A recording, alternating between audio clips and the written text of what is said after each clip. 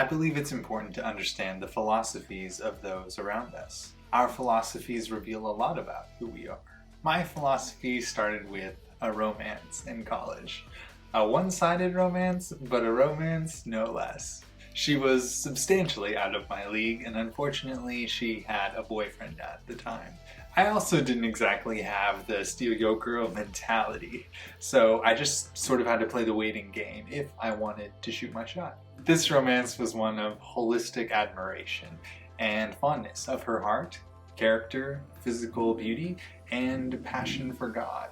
And after plenty of contemplation about my situation, I concluded that only God could put me in her league, and only God could bring us together. So I pursued God's heart to make it my own. Just like Maya Angelou says, a woman's heart should be so hidden in God that a man has to seek him just to find her.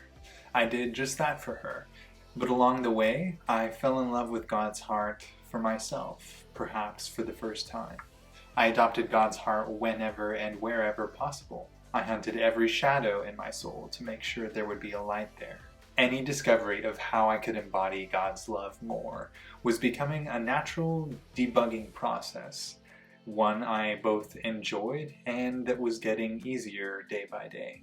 I still carry the same philosophy with me today. It started with a girl. I now do it because I love and appreciate who God is. The thing about God's character of love is that it is extremely versatile and adaptive. Need to be a leader? God's love has a protocol for that. Need to be a follower? God's love is naturally supportive and empowering. Need to be a good parent? He balances authority and freedom. Need to respect every race, sex, and culture?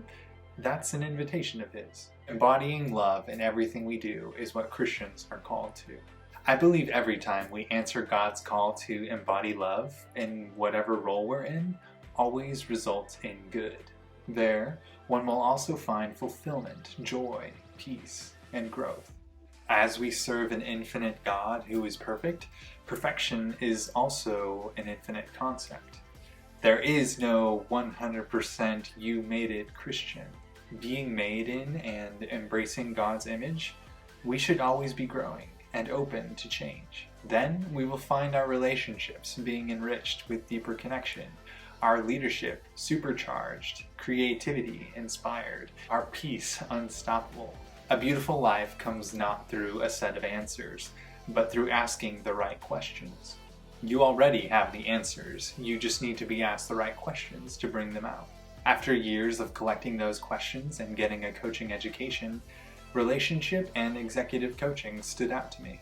Relationship coaching, whether it's to find a romantic partner, improve one's role in a romantic relationship to make it healthier, make friends and find community, or accelerate toward readiness for engagement or marriage.